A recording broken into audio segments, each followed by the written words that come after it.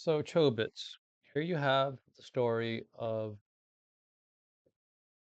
a love relationship between a robot.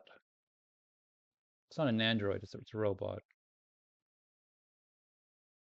and a young adult male, which they keep on trying to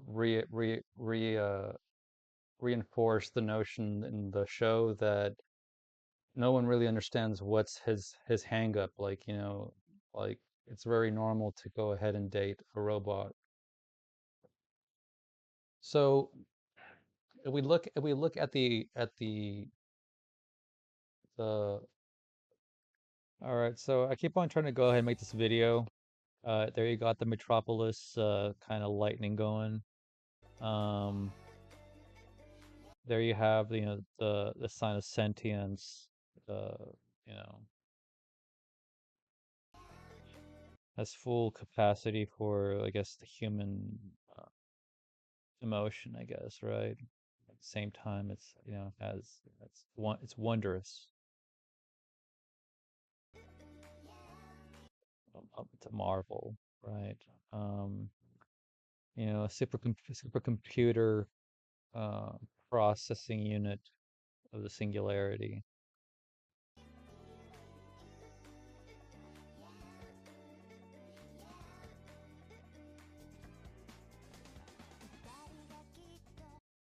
Right. So here you have the young adolescent, young adult, uh, and obviously he is because you can see not only the complete, I guess, promotion of that motif, but also the sheer, I guess, sentiments that are being presented, which are completely um, of a young adult and adolescent. Young adults and adolescents are told to go ahead and keep their hands out of their pockets, but the thing is that, usually we keep our hands in our pockets. Young adults and adolescents keep their hands in their pockets because they're thinking, because they're contemplating. What is this a sign of?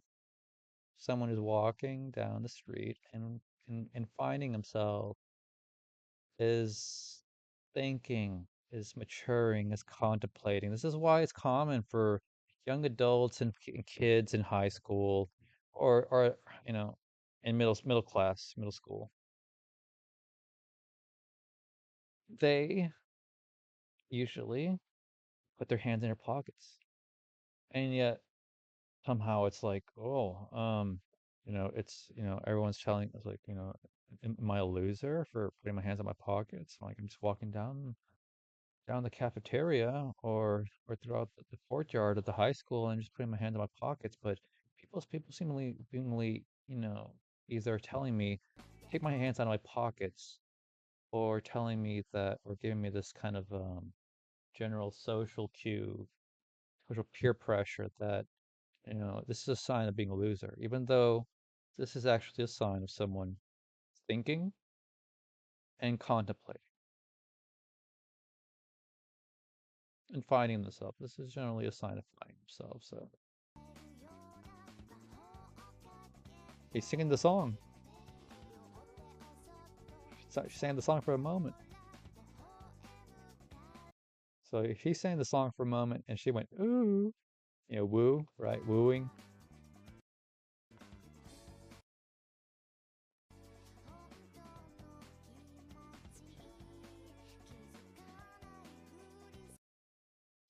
Innocent, how do you call it? Innocent interaction, right? Innocent contact. Just bumped into each other, huh?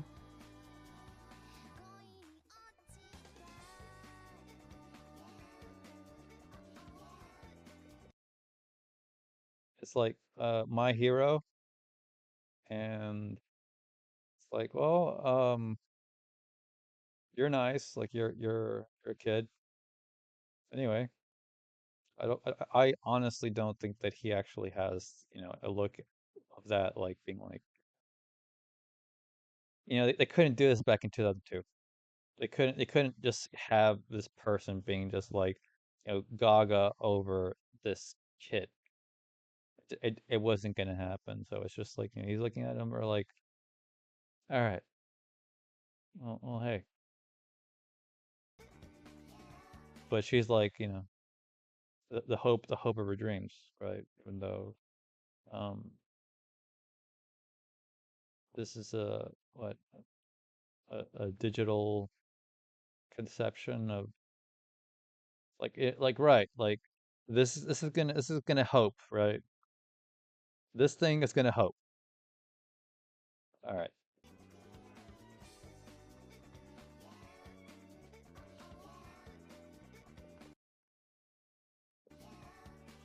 He's like, yeah, like I'm cool. Yeah, like, and by the way, in the show, he actually has a problem with this whole thing, which everyone keeps on telling him to just do it. Like everyone keeps on telling us, look, man, like I don't see what is your big hang up, but what's the big deal here, man? Like, we all know what the robot's for. That everyone in the people in the show go ahead and tell him that. Everyone in the show goes ahead and tells him that. They tell him, "Hey, man, like I don't know, what's your big, why you what's your uptight hang up over this thing, man? We all know what the robot's for." And he's like, I'm not doing that. Like, I'm not using the robot." And they're like, I don't know, why do you have it? And the story goes that supposedly, uh, he came from fresh out of the country, disturbed to the city, barely came to the city when he was about 19, 20, 21 years old, and finds uh, a, a robot in the dumpster. And it's not just any kind of robot. It's this thing. Oh yeah, the processing CPU, the CERN's the CERN CPU processing unit, right? By the way, Space Cowboy Bebop has the same motif going on in that one too.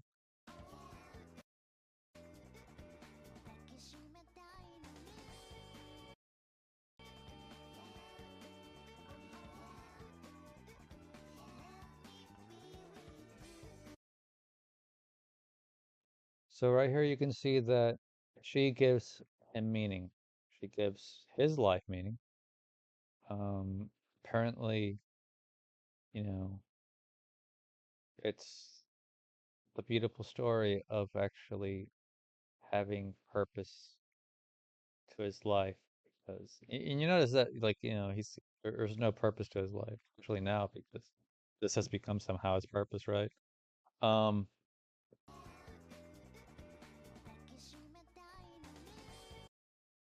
right. Notice the the trick that they went ahead and played on the psychology here.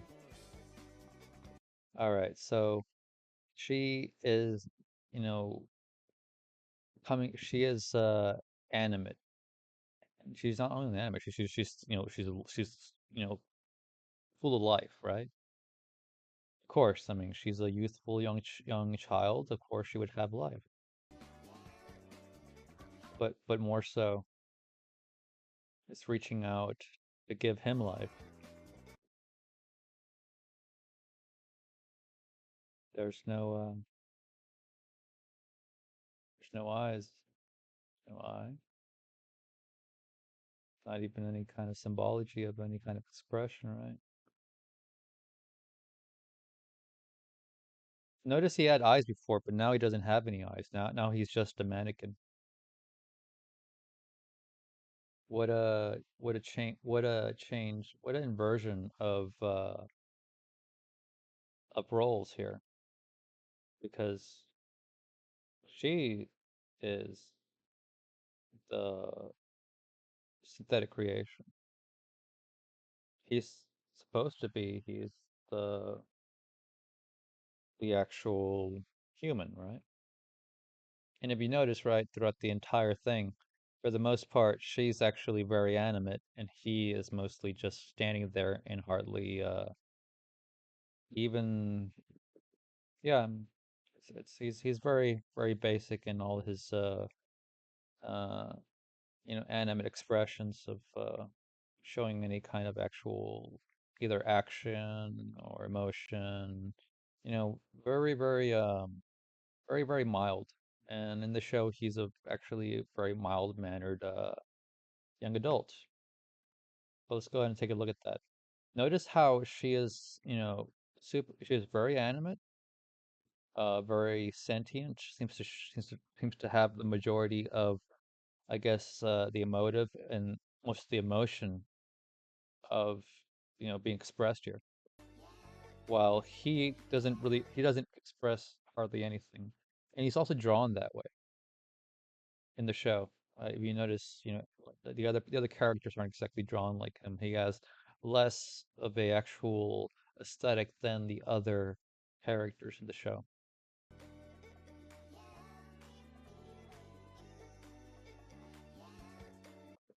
Um, this is to completely. This is to go ahead and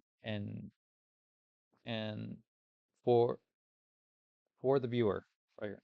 Like, yeah, you just get sucked in, just get messed up and sucked into the show, right? Forget about your sense. Forget about what you're thinking. Just like, let the show go ahead and take over, right? Yeah. I mean, I can't tell whether I'm in a game show or what. I mean, am I go ahead and like get a candy out of a candy dispenser, or is this just a straight up just like sense of like, I don't know, some kind of teen drama that's kind of just tantalizing my sense of just like, oh, I remember how I was. I remember feeling a sense of, I don't know, being 19 or 20 years old.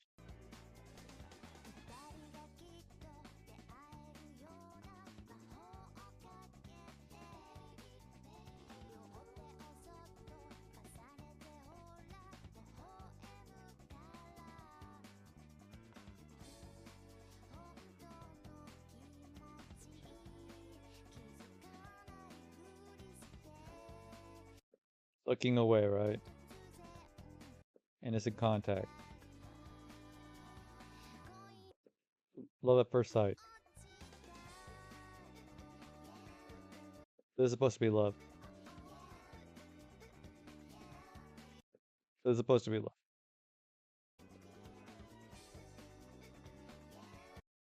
Okay, like she is wearing just like what a nightgown, and he finds her in the trash, in the dumpster, in that nightgown, by the way. And he takes her home because he's like, what the heck is this thing? Like, he doesn't know what it's for. Um, you're supposed to assume that you don't know what this thing is for, given it's a robot that is in the dumpster and looks like this, right? By the way, the on switch, the turn on switch for this thing, or the on switch is not here, nor is it here. I think you can guess where the on switch is. He has a lot of difficulty in actually attempting to turn it on because of where the on switch is. It's not here, by the way. It's actually lower down. So it's about right here. Somewhere you can probably guess where the on switch for this thing is whenever someone actually tells him how to turn it on, because he didn't know how to turn it on. He was like, "How do you turn this thing on?" His neighbor goes ahead and comes over and tells him, "Oh, you gotta turn it on this way." And he's like, "Uh," and then he has a whole like I guess he has a lot of difficulty in turning it on because he has to go ahead and yeah, so it's pretty obvious what this thing is for.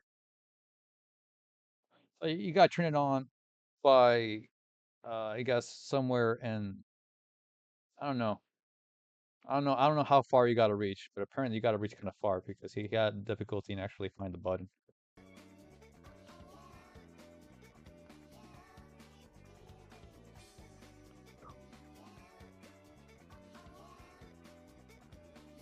Right? I mean, just that kind of sense of just like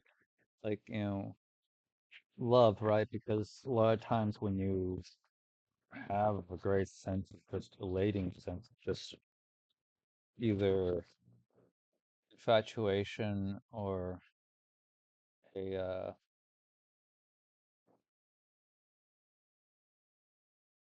very engaging moment of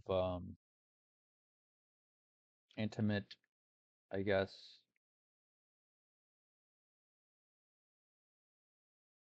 intimate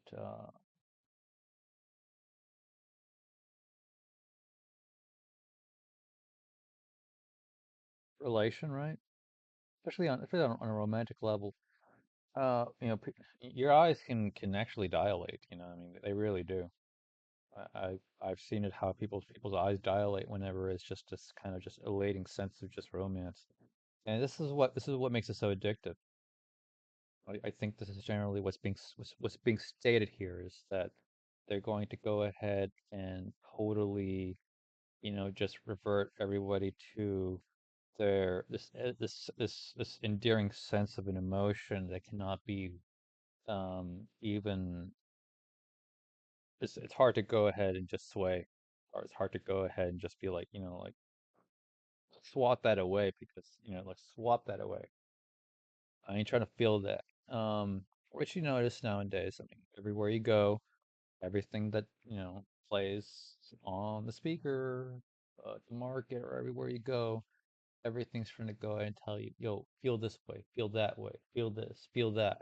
Yo, like this, like that. And it's always this kind of like almost regimented, like, you know, um, military regime style kind of uh propagandization of just like this is how you're supposed to enforce your feelings and this is how you're supposed to act and everything, even though completely contrived and not even social. So it's actually completely against the uh the the uh the eff- the effects of actual um acclimation of civility in society, or socializing, which is the reason why now we have these people who are just, they socialize. And I mean, we consider, vicarious passive aggressiveness between two people being something of a friendship nowadays. It's ridiculous. I mean, this is the kind of thing that people actually goes on in high society a lot of times. It's the kind of thing that I hear from them. It's like, yeah, yeah, their girlfriends or their friends or their buddies, and the thing is that they hate them. They're practically enemies. They're not enemies, but they're just like, I mean, this is how you pretty much have all these people in higher levels of financial gain in a society who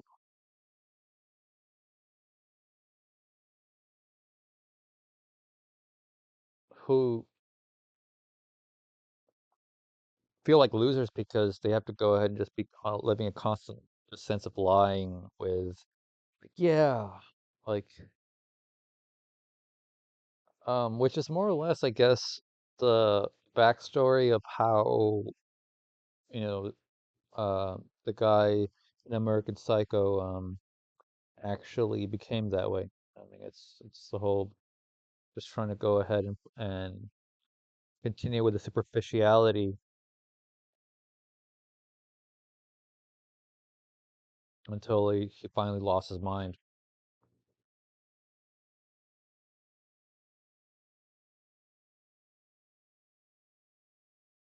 thinking that there was no rules besides what society goes ahead and makes and entails. Uh,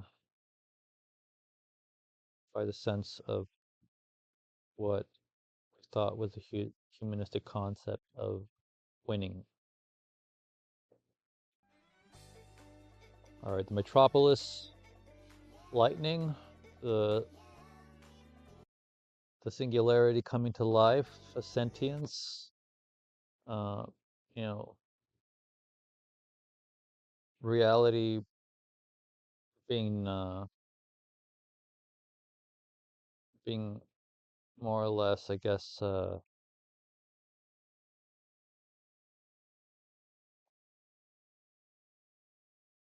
yeah.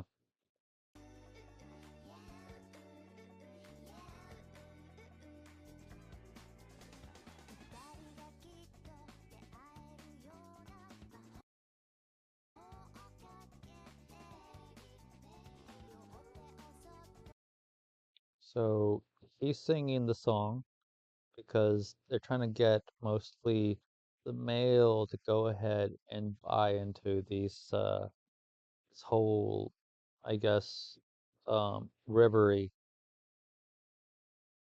of sentiment that will completely flow over and overwhelm the young child of the inner child of this young adult who unfortunately is not um, suspecting or knowing of what this is or what this entails. She's not real.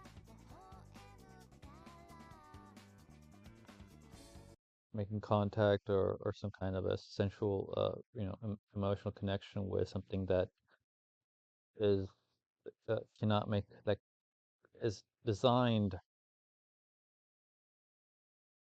to emulate and simulate that aesthetic and give a completely false, fabricated sense of the emotion.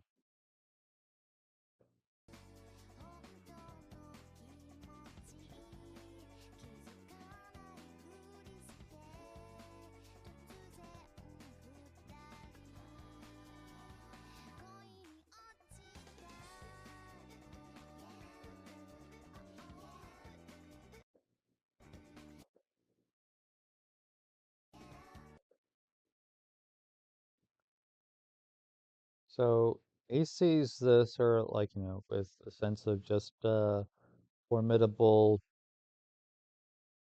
um, acceptance. And this thing is like hoping, right? It's hoping. It's hoping as though it could actually hope. This thing cannot hope. This thing is giving you a complete projection of a lie of a thing that it cannot do, and actually presenting you with an emotive of an emotion of a desire which it does not, what do you call it? It does not of a desire that does not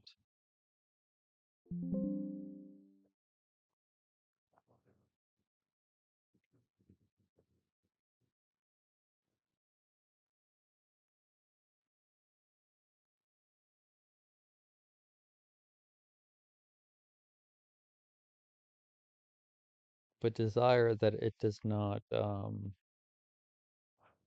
what do you call it?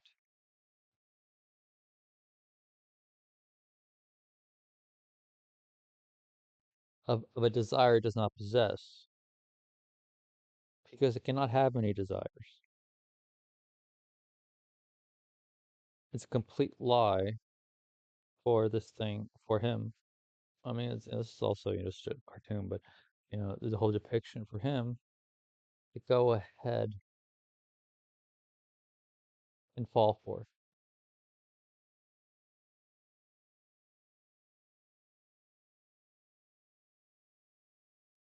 Greater sense of wonder is, the multiverse, sense of just the pop culture 90s aesthetic of the avant-garde 80s futurism, right?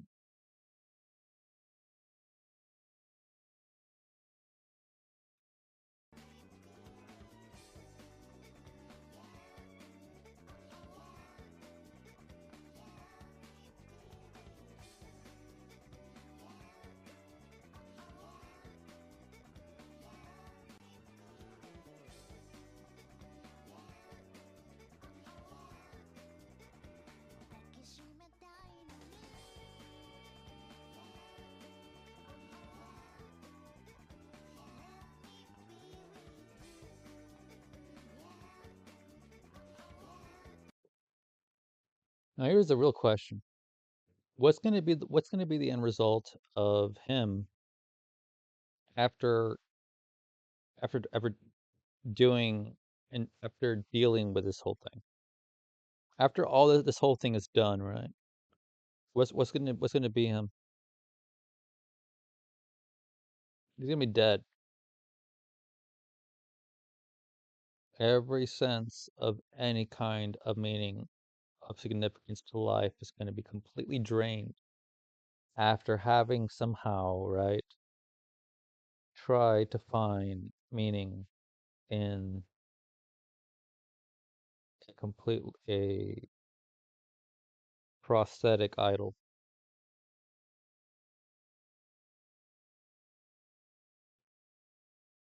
This seems to be something of a recipe for suicide, dude. I think this is actually I think this is actually the actual I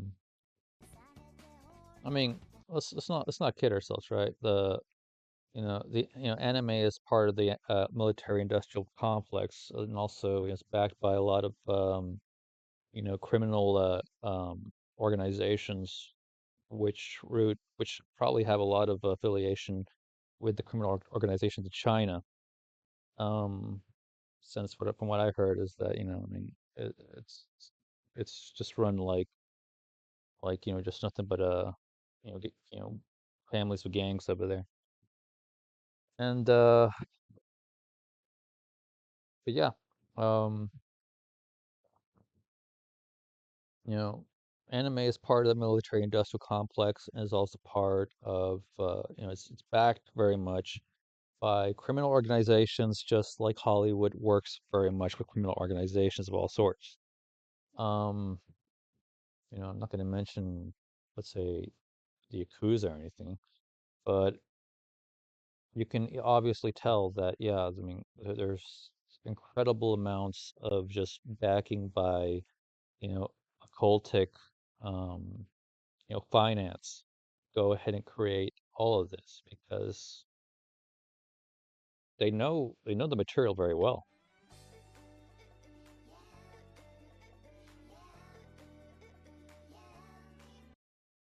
Okay, so um, singularity, um, you know, sentience. There's the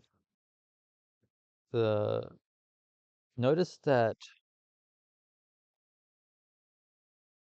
Okay, so there's the near life experience simulation of the simulation near life experience at the same time, right?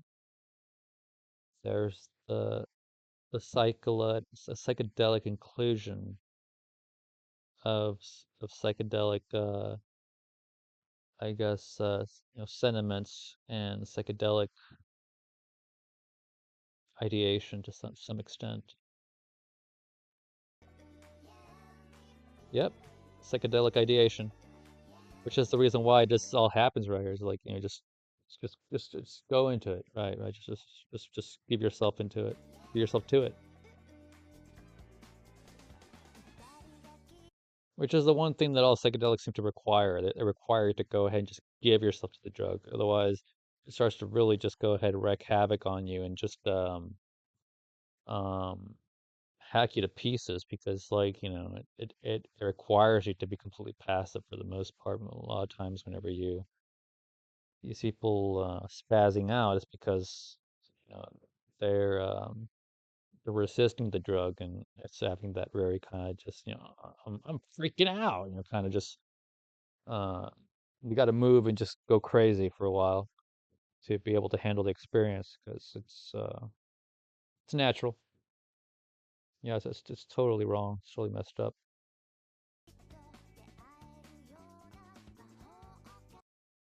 Okay, so let's go through this. Metropolis, sentience, right? Psychedelic ideation, and also showing the supercomputer of a singularity.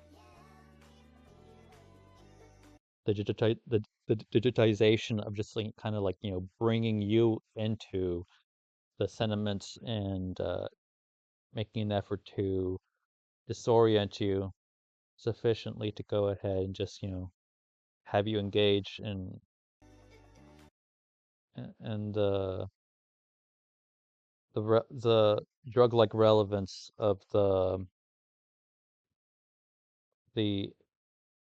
the romance, the romantic tantalizing,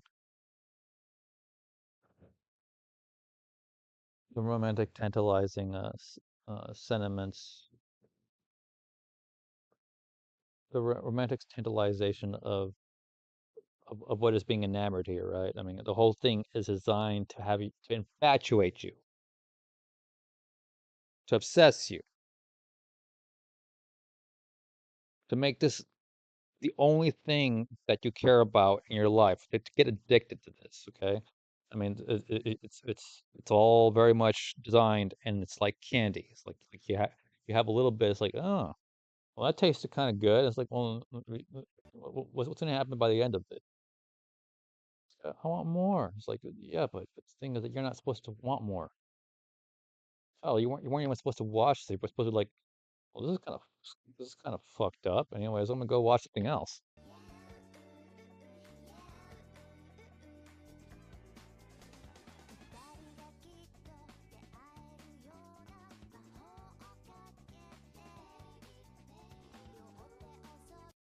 All right, so they got okay.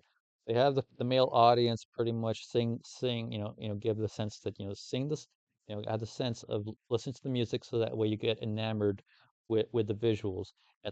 For a moment, she even goes ooh for a moment, ooh, right?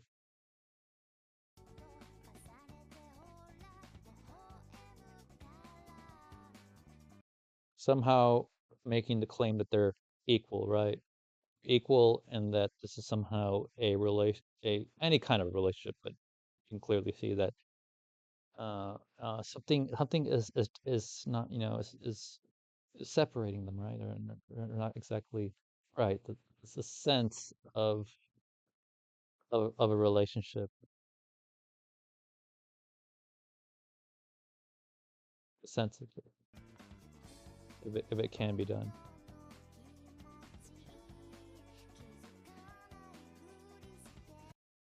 Okay, looking away. Hey, contact, and love at first sight, right? Love at first sight. All right.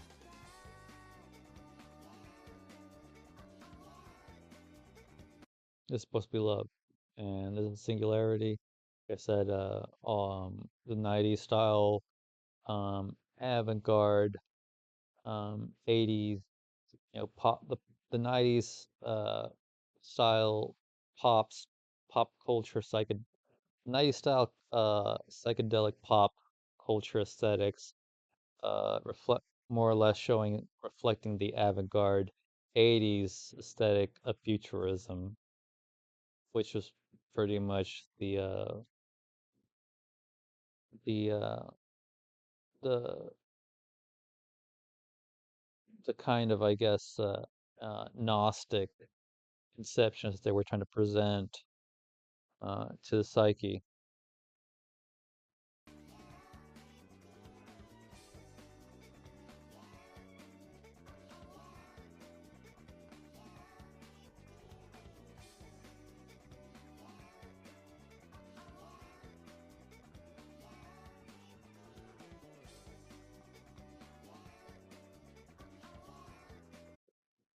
So besides showing that there's complexity, oh, there's real substance, there's real emotion, right?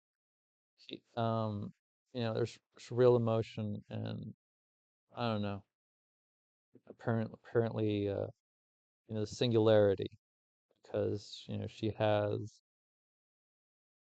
she has what he would want, right?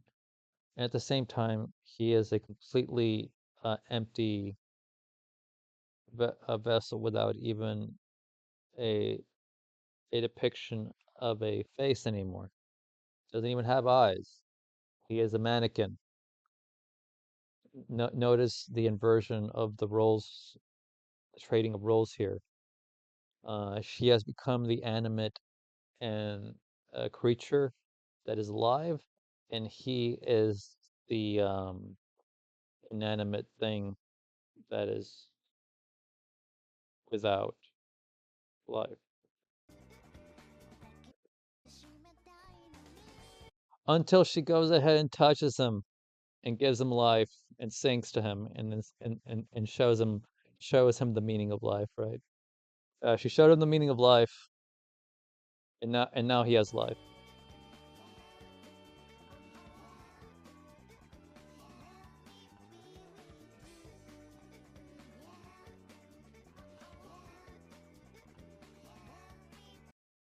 Now before we go ahead, before this thing ends really quick, right?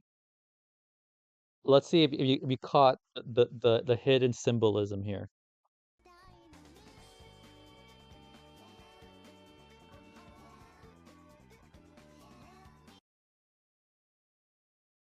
Do you see the shifting colors, the internet, the Internet of Things,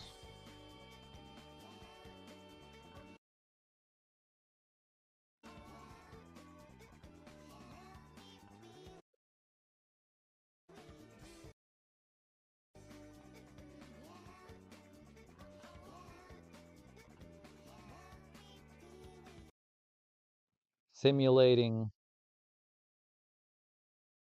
simulating just that,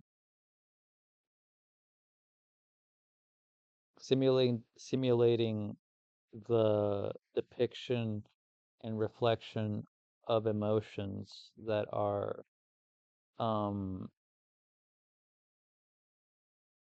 that are understood as, like, yeah, I mean, of relating to each other, of having, a intimate relationship with one another, right? With what am I gonna say? Romantic relationship, right? A woman. I don't know. I don't know what to call it anymore. Relationship. I mean, even though this is not a relationship, and nowadays you can't find what you can't even tell what the hell is a relationship anymore. Anyways, point being, um,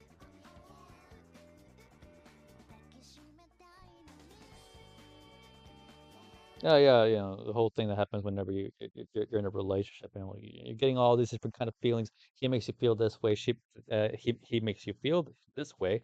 She makes you feel this way, and sometimes, right, you feel the same way. Times you feel sometimes you feel right. True love, true love,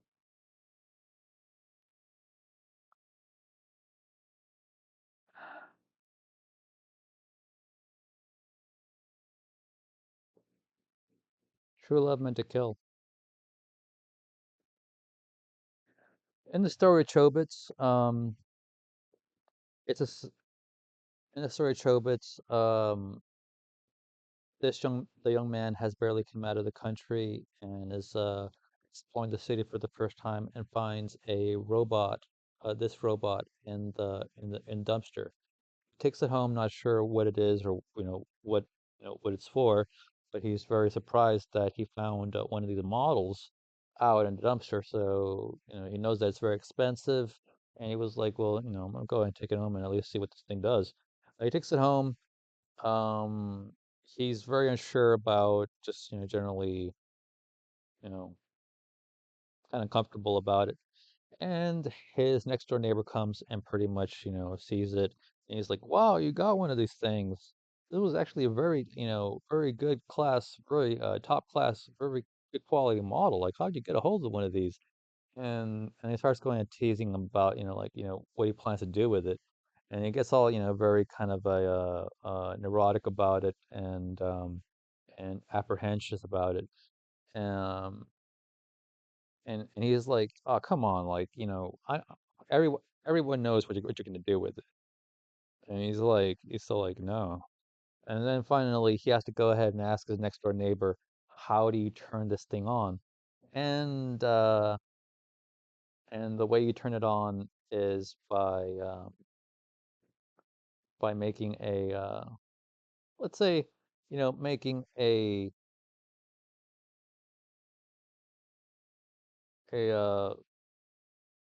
yeah, yeah, like, how do you how you how do you turn this thing on? Take a wild guess. Well, the on button isn't there. The on button isn't on her back. The on button isn't on her belly. And the on button isn't on her foot. So if you thought that her her on button is by her ankle or her knee, right? Well, I guess you're stupid because you haven't really been hearing anything that I said. So the on button, he's very uneasy about turning it on because the on button is, oh, let's put it this way, he has to reach a bit far uh, ar- into the robot to turn it on. So he um he had difficulty with that, and even then afterwards, he has to tries to go ahead and, I don't know, learn what exactly from this robot, but that they carry a friendship of some sort, relationship, and all the time, everyone's pretty much telling us like, why don't you just go for it? Why don't you just do it?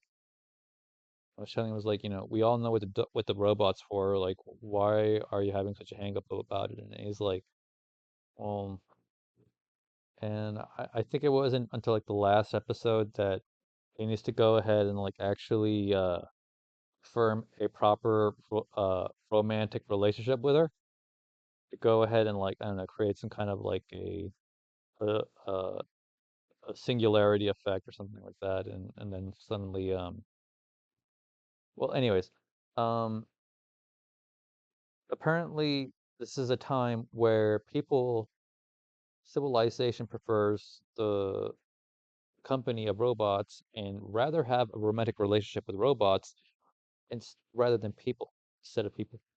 So that is the big concept of Chobits. And essentially, discusses a lot of different things that are totally erroneous in the sense that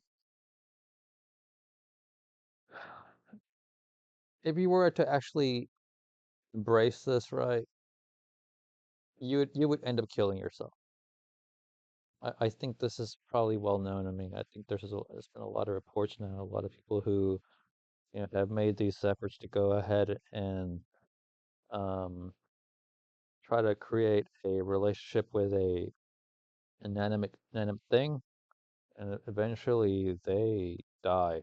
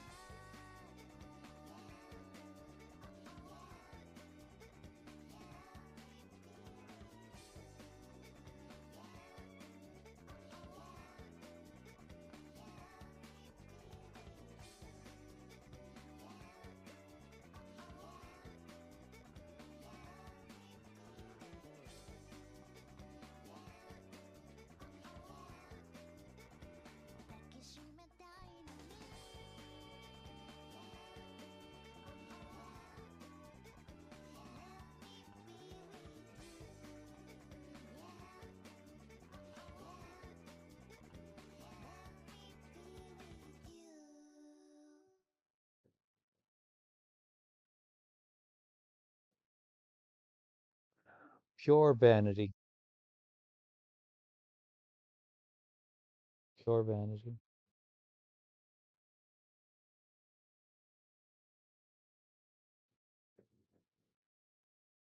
Pure vanity. That's what you're looking at, by the way. It's pure vanity.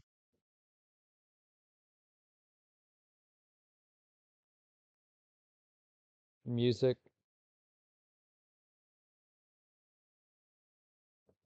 the the drawings, everything. It's all vanity.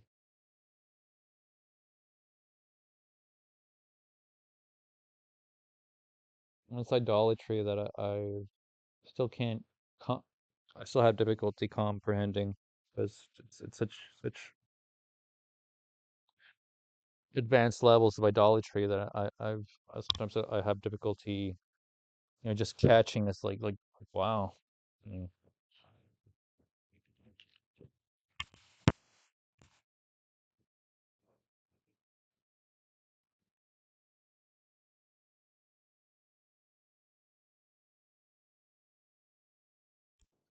that they have absolutely no sense of,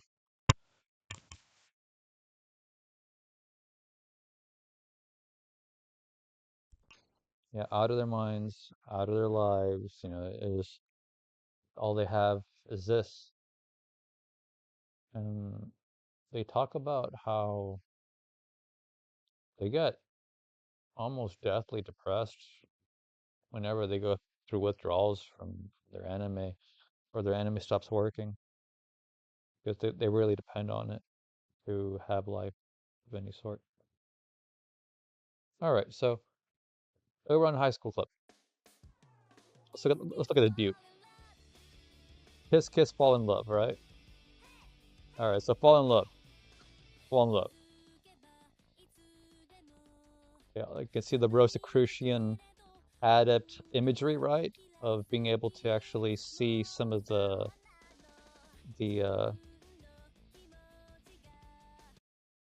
some of the wondrous, I guess, yeah, there's a lot of the wondrous, how do you call it, world of the elite. The there's a lot of Rosicrucian, how do you call it, visual aesthetic imagery here in this one.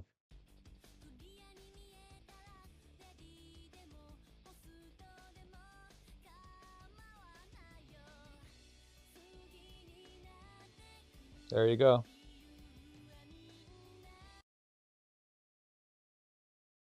There you go.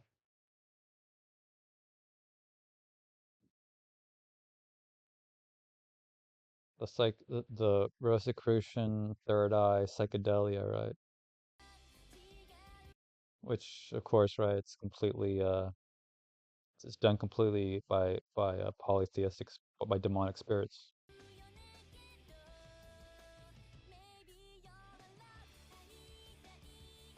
Notice how it says maybe you're like it sounds like he said maybe you're the one, and it says maybe you're my love. And then what? It's like has this little boy. Okay, all right.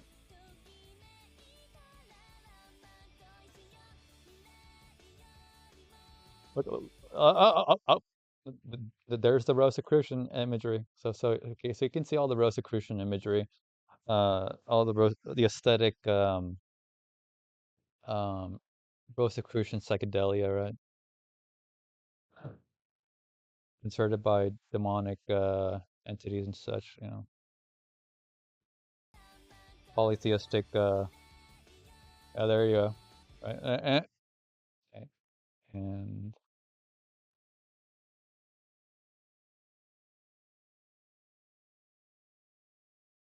right,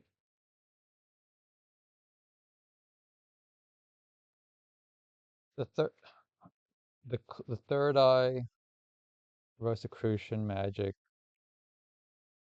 one-eyed symbolism.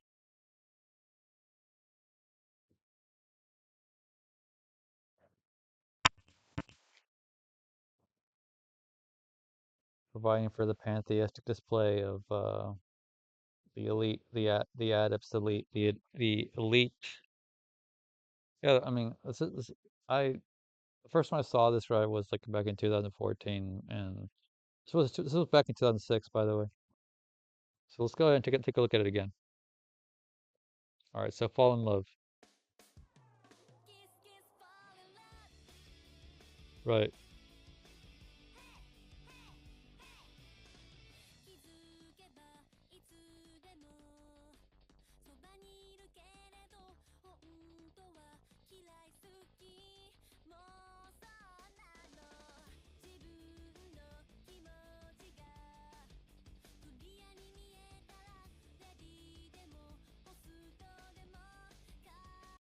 So this is a story about a a girl.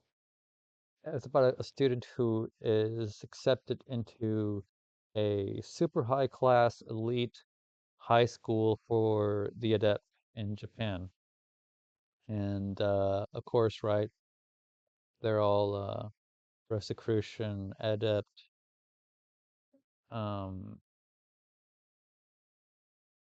but that's only implied. It's not stated so. It's just you know, it's completely enamored with all the the imagery, so it's kind of hard to not state it to be so because that's exactly what it's showing.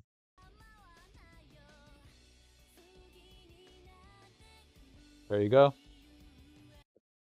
If this isn't it, I don't know what is because this is exactly the whole polytheistic, um, how do you call it, third eye, one eye symbolism, Rosicrucian magic psychedelia that's concerted by, the polytheistic,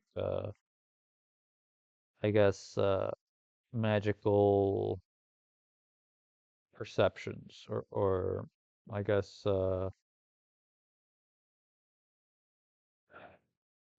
yeah, this is all paganism right here.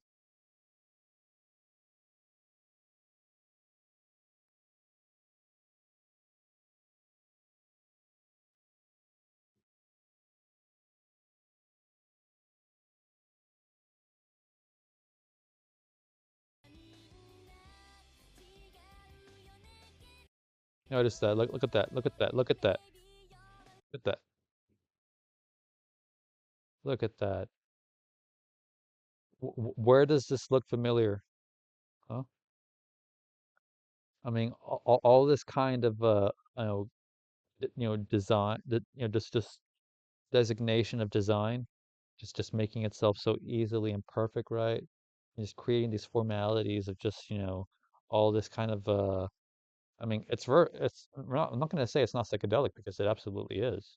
The thing is that, where did all this come from?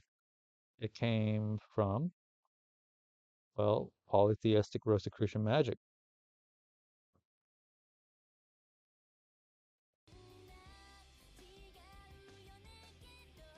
Look at that. Where have you seen that before? Take a look.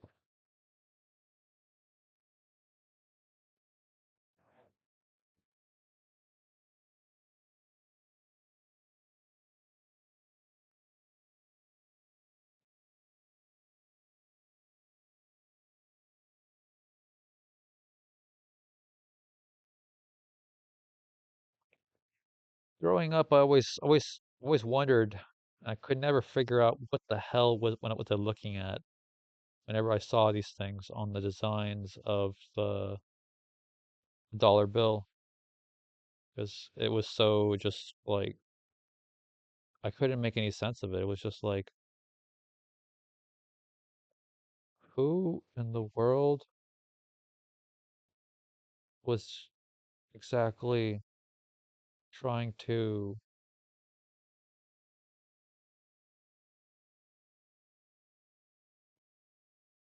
I mean, you look at this kind of aesthetic, right? I mean, first of all, I looked at the designs and I was like, what in the world is any of this supposed to be?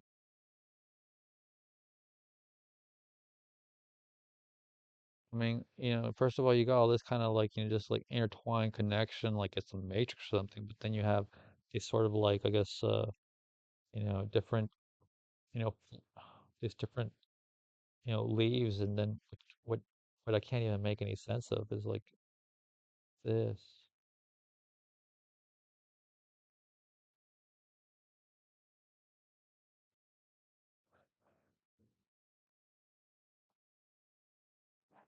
Look at differences.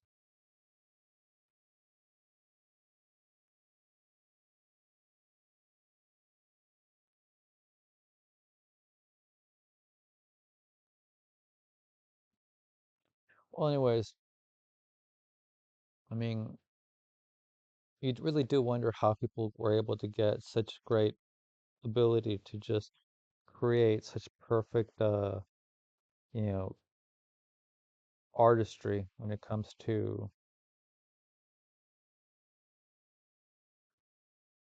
symmetry, right? And all these things that I mean, I don't know how they could have been designed so perfectly, but well, when you have a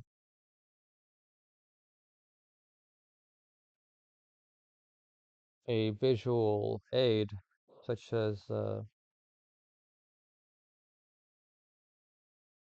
third eye visuals whenever you close your eyes, then I'm guessing that that would make it much easier to be able to just, you know, just move an image into whatever it is that it should be, so that way it gives the effect to whoever's looking at it in the presentation of magic instead of it being somehow an actual animation. So yeah, I mean, all of this is very much concerted by third eye magic, uh, and it's continuously just designed and architected.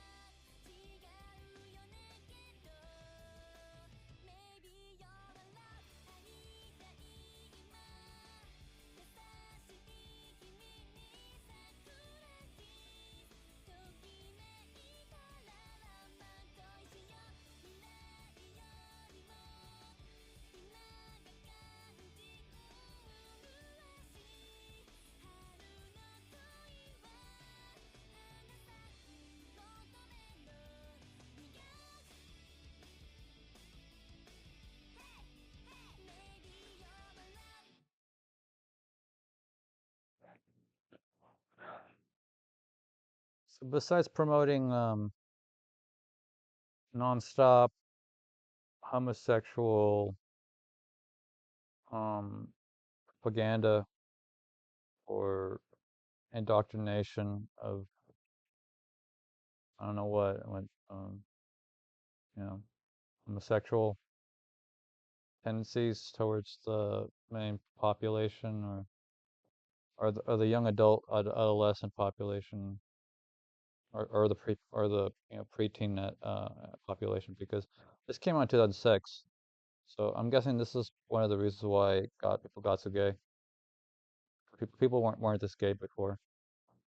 And I shouldn't have any problem with saying that, because a lot of people nowadays aren't even making, decisions to be gay based on like actually making some kind of a proper decision. Just like, oh yeah, they just do whatever, and Like they'll be gay now, they'll be straight later, be bi later, go back to gay, and then they'll be bi, and they'll just be bi.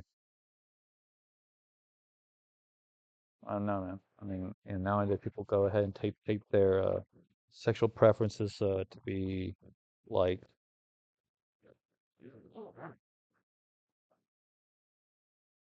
like a candy. Like they just choose like a candy. Right? It really is. Apparently now it's just more of a social you know, it's more just part of a social uh, etiquette than it is actually making some kind of a decision to take any of it seriously. I don't know what society's becoming, but I've seen just how casual people take these things, and you can't cross them. They get offended for you bringing up how it's like how casual they take the whole sexuality escape landscape, being like, "What the hell are you doing?"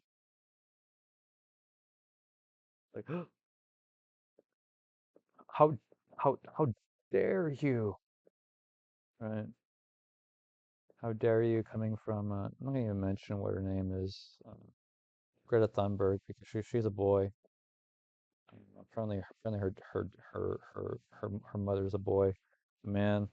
But like how dare you, right?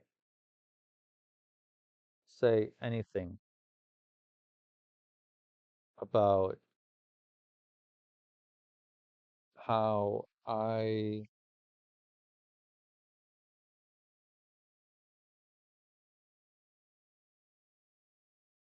how dare you say anything about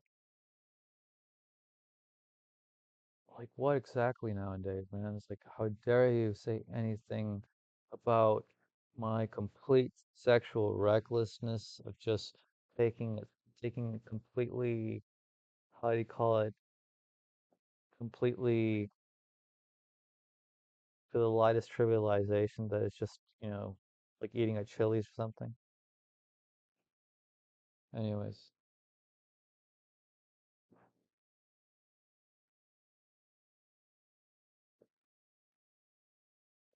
so there you have it. There we have um two.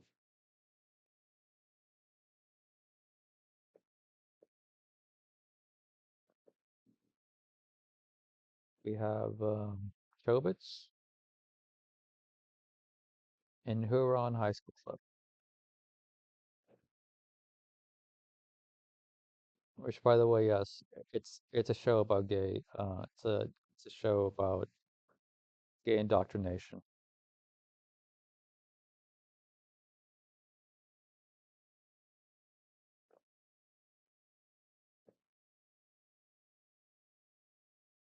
2006.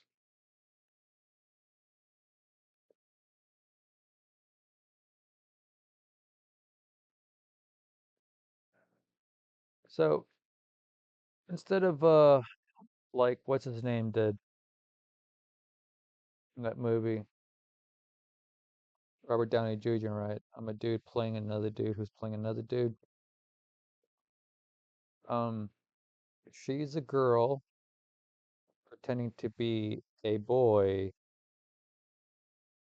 in order to be in a after school high school club where she has to court and romance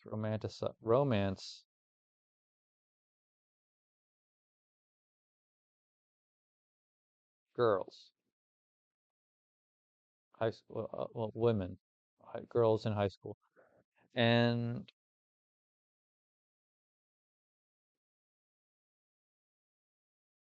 there's all these gay, I guess, what do you call it? Gay romantic thing, gay,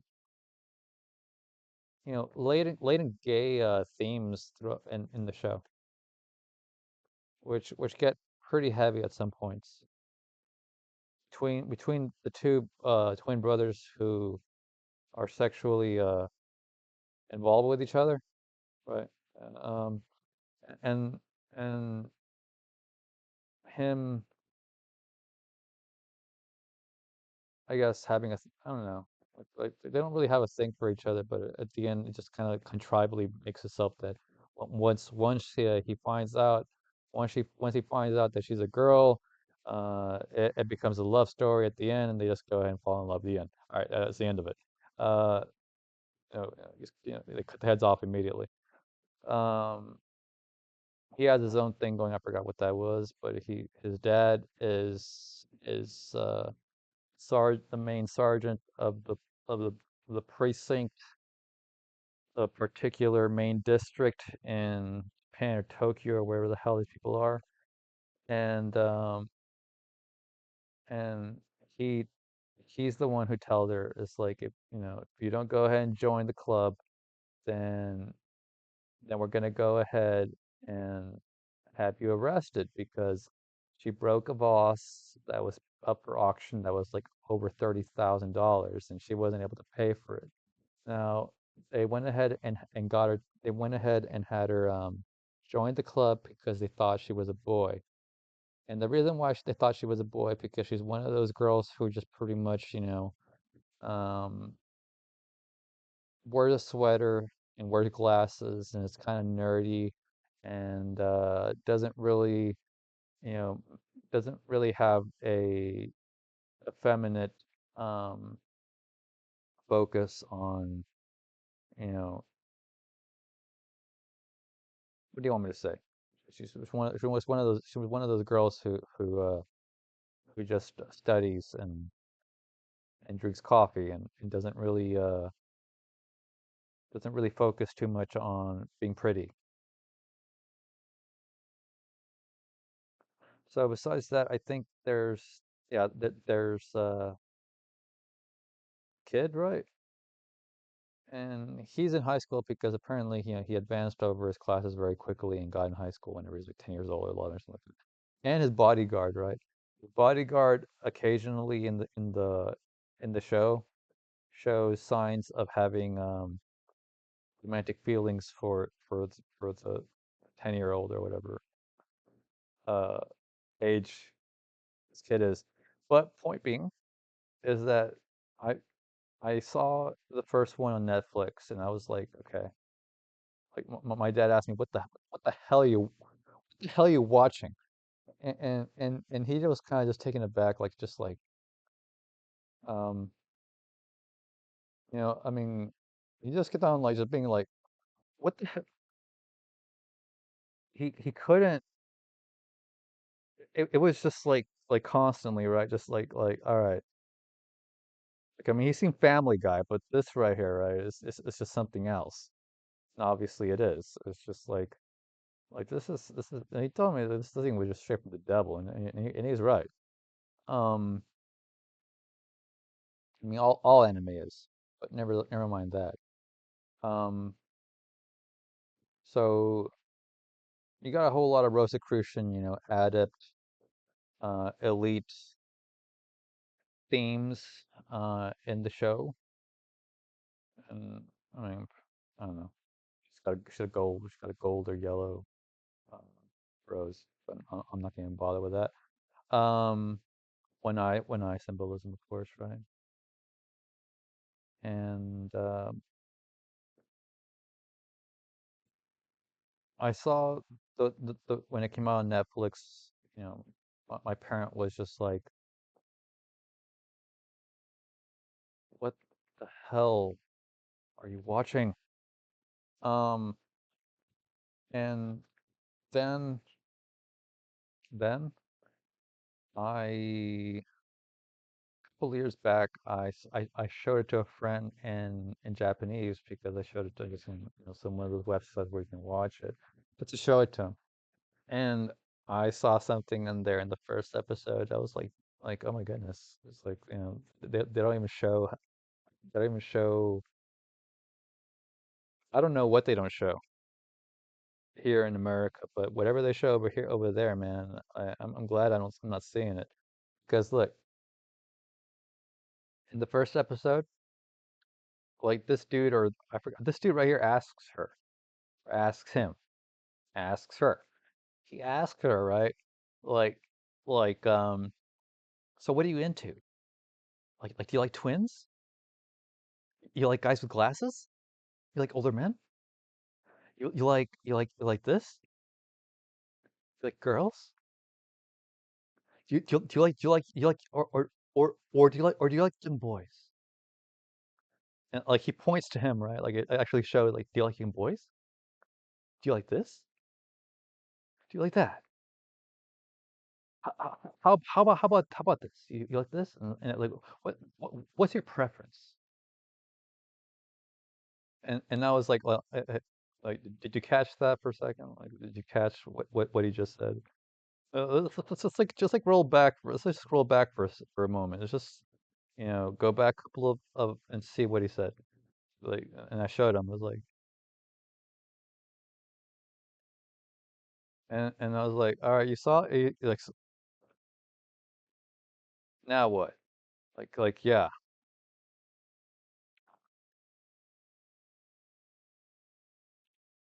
He just smiled and was like, okay, well, he did not know that. I didn't know that either. I barely saw it for the first time. I mean, and I was showing it to him in Japanese for a moment just to go ahead and quickly go through it, and I was like, just like the subtitles, and it was just showing. So what do you like? Like twins? You like guys with glasses? Do you like older men? Do you like this? He was pointing out like all different like what's your preference? Do you like little boys? Like this? Like that? And it's like hey. Let's go back to what you just said. Hold on. What did you just say? What did you just say? And it's like, well, it's like little boys like this, like that, and like okay. And I saw it right there and then, just as much as he did. Which here you can see it.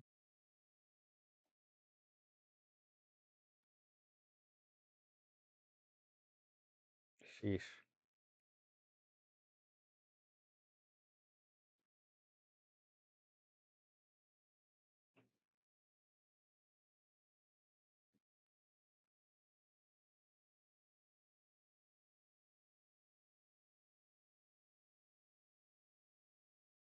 So let's see. Let's go ahead and show really quickly in how many ways this thing is just totally out of control. Um, it's a gay club of high school kids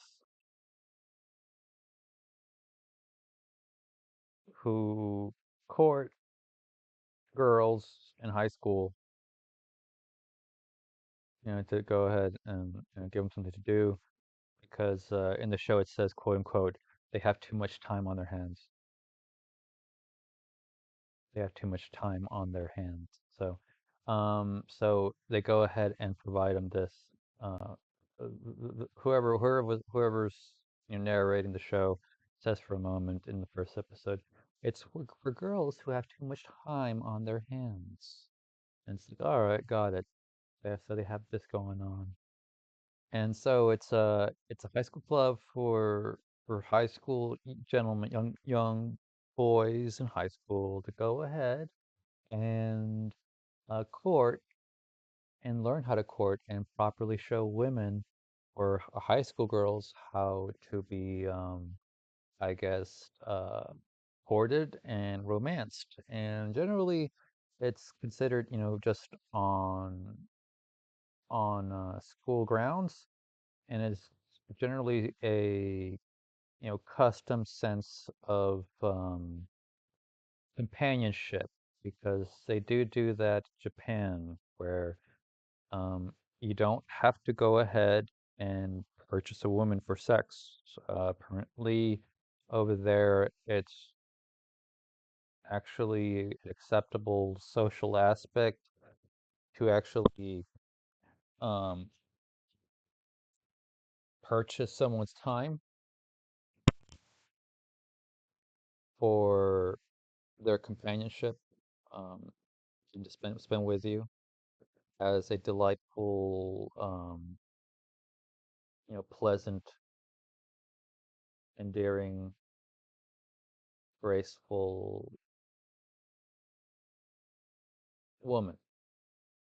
And I'm guessing they have something of the like with men. At least that's what I remember from Japanese culture. So I guess this is something of the likeness. This is something like to, um, you know, having the companionship of young high school uh, boys to go ahead and learn how to be courted by, you know, by these soon to be adult women. And at the same time,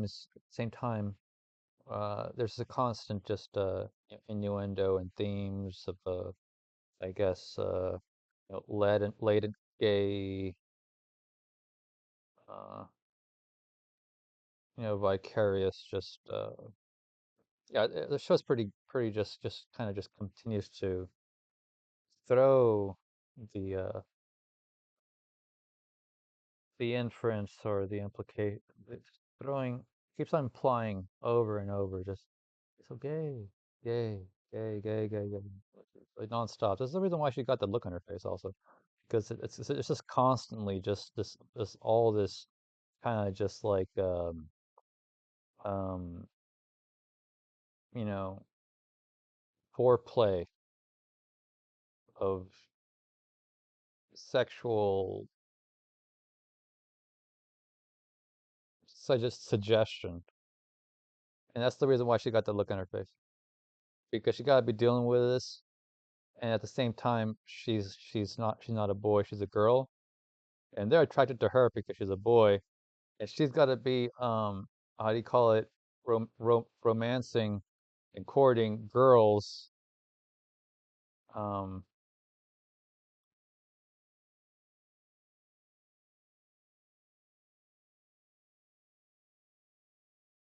yeah, she's got to be romancing and courting girls.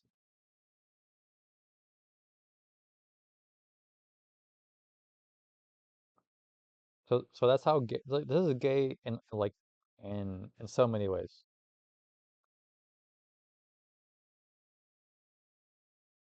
in three different ways. They managed to stick as much gay as they can into this thing. Like so let's just review it one more time very quickly because it's a lot. All right, so um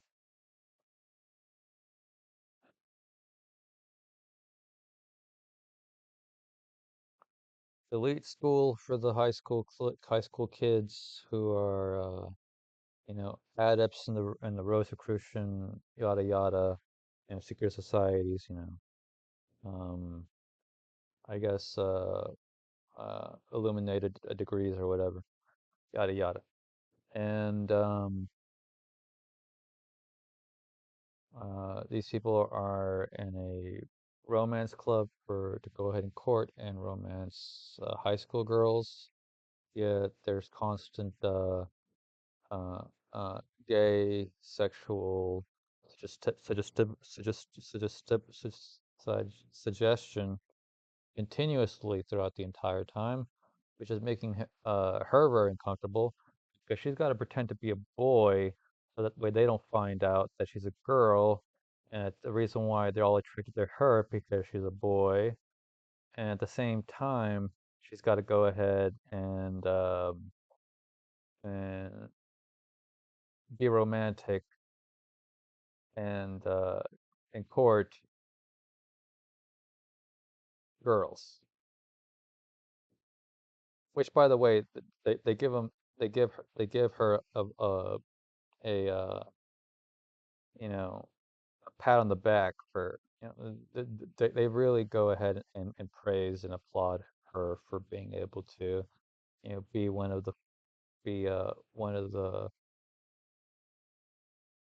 the most liked um, guys in the Ouran High School host club.